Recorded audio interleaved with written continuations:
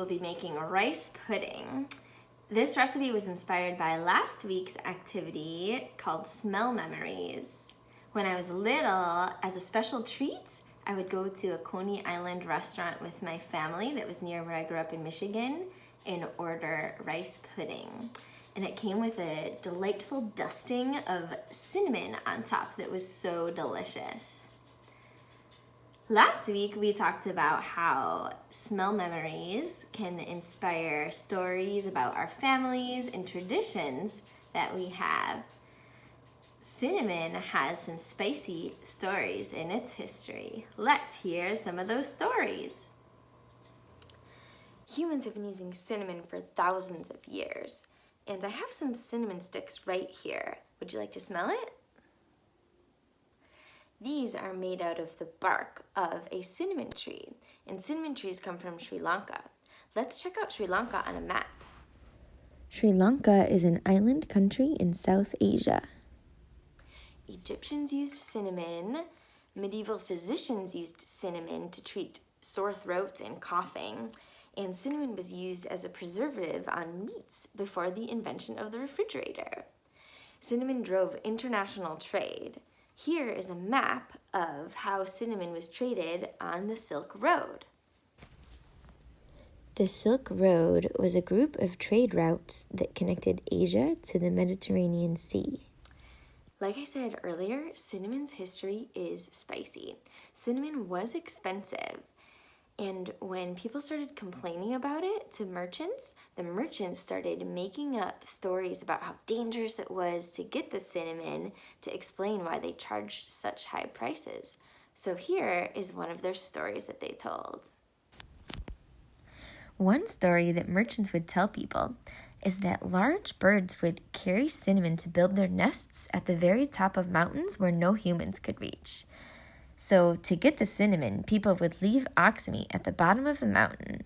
When the birds grabbed the meat, they would bring it back to their nests, and then the weight of the meat would cause their cinnamon stick nest to fall to the ground where traders would collect it. It is now time to make rice pudding. Please take a moment to look over these safety agreements before we get started.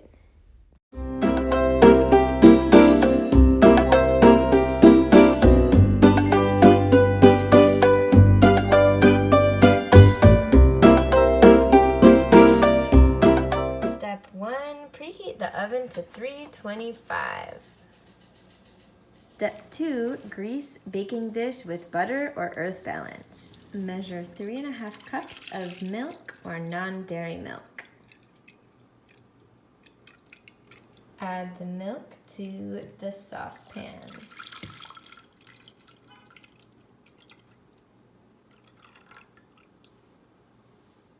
Measure 1/2 cup of rice and add it to the saucepan. Measure 1/3 cup of sugar and place it into the saucepan. 1/2 teaspoon of salt and place it into the saucepan. Bring to a boil, stirring constantly.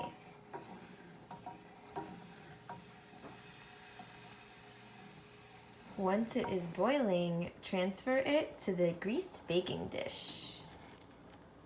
Fully pour into the dish.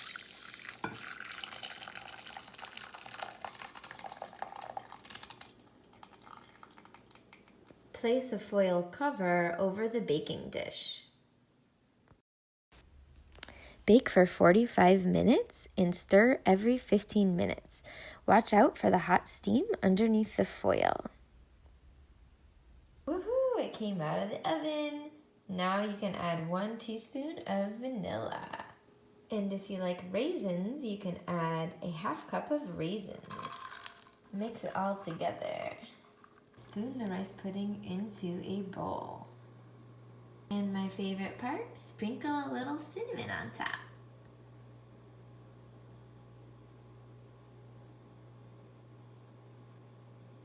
And enjoy! Alright, the moment of truth has arrived. I'm about to take the first bite of the rice pudding.